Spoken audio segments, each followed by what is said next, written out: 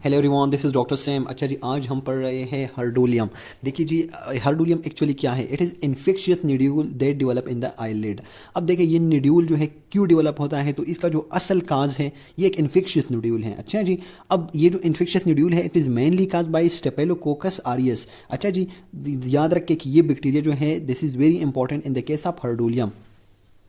अब देखिए जी, जाहिर बात है अगर इन्फेक्शियस है तो इसमें आपके पास प्रूलेंट एप्सिस बनेगा। तो लोकलाइज प्रूलेंट एप्सिस बनता है हमारी जो आईलिड है उनके अंदर। देखिए, ये इस इमेज में आप लोग देख सकते हैं। देखिए जी, यहाँ पर आप लोगों के पास जो है एक प्रूलेंट एप्सिस जो है वो बना हुआ है और फिर पस जो है उससे बाहर निकला हुआ है। तो अब आप लोग जो है इजीली इसको केलाजियान जो था आप लोगों के पास जो एक नोड्यूल था उससे आप लोग कंप्लीटली डिफ्रेंशिएट कर सकते हैं। जहन में ये इमेजेस जो है ज़रूर याद रखें। देखिए जी, ये दूसरा इमेज भी आप लोग देख ले, ये भी हर्डोलियम का इमेज है। यहाँ पर थोड़ा सा पस निकला हुआ है। जैसे ही हम इसको प्लक आउट करते हैं ना हेयर को, तो इसके साथ ये पस जो है बाहर निकला हुआ था। अच्छा जी, तो आप लोगों ने देख लिया कि इन्फेक्शियस न्यूड्यूल था काज बाय स्टेपेलोकोकस आरियस, और जो अहम बात थी ये था कि प्रूलेंट एब्सिस इसके अंदर होता है।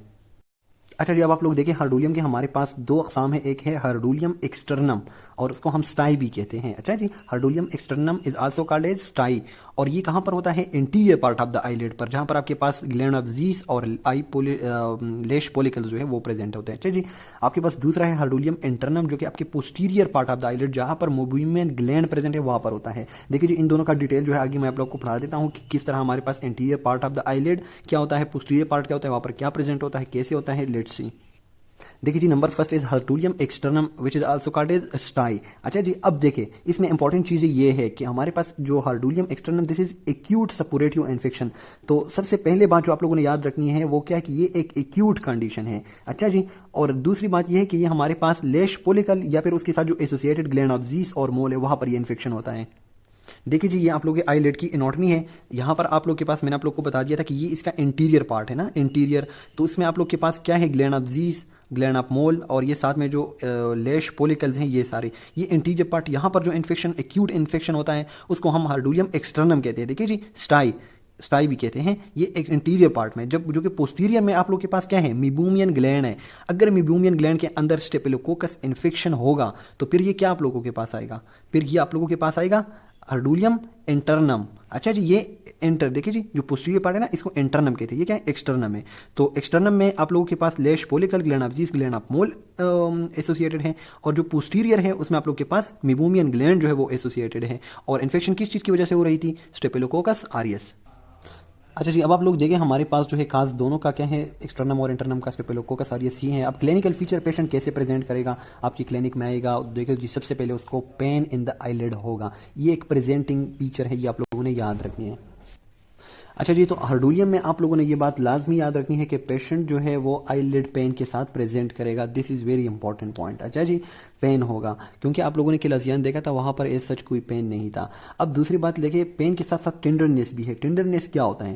देखिए जी, टेंडरनेस ऐसा है, अगर मैं इसको टच करूँगा ना, ज़ोर सा लगाऊंगा, इस तरह प्रेस करूँगा तो ये बहुत ज़्यादा पेन करता है, इसको हम टेंडरनेस कहते हैं।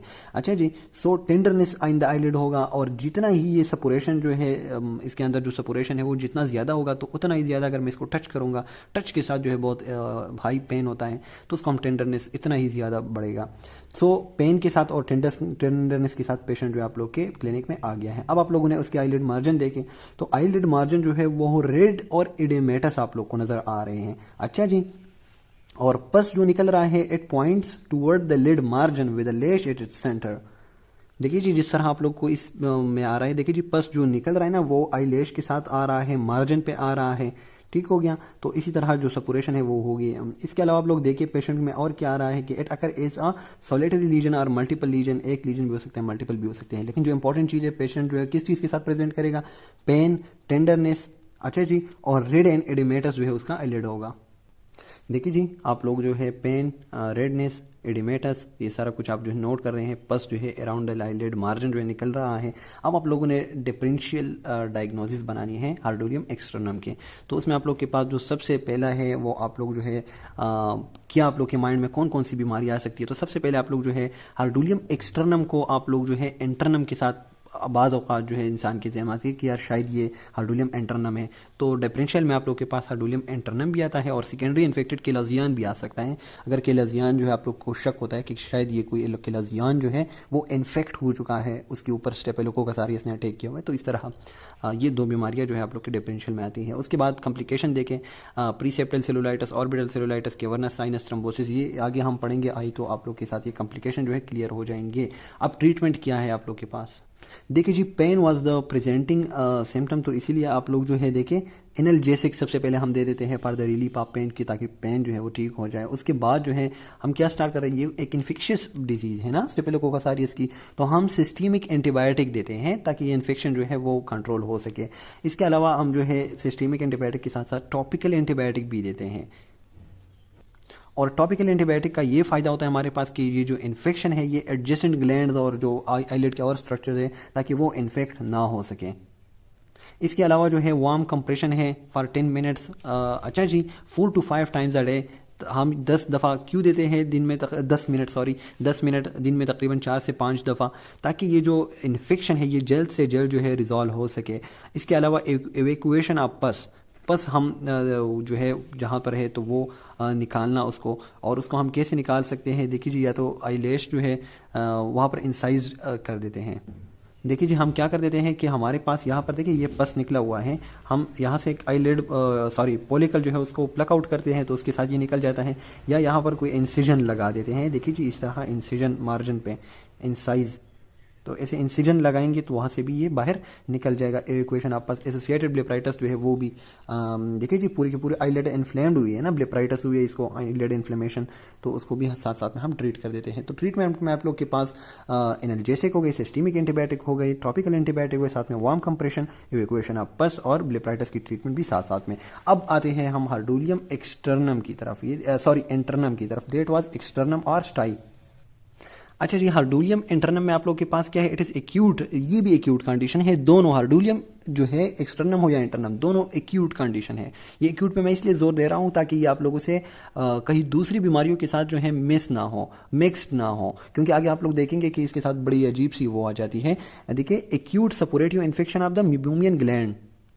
अब देखिए यहाँ पर क्या हो रहा है, एक्यूट सपोरेटिव इन्फेक्शन है मीबोमियन ग्लैंड का। हमने जब केलोजियन पढ़ा था तो जो मीबोमियन ग्लैंड के डक्ट्स थे वो किसी न किसी वजह से ऑब्स्ट्रक्ट हुए थे, और आगे हमारे पास क्या हो रहा था, जो पिछला वाला ऑयली सिक्रीशन बन रहे थे तो वो एकामुलेट हो रहे थे। लेकिन यहाँ पर क्या है, यहाँ पर एक्चुअली आप लोगों के पास एक्यूट इन्फेक्शन हो रहा है, स्टेफिलोकोकस ने जो है अटैक किया हुआ है।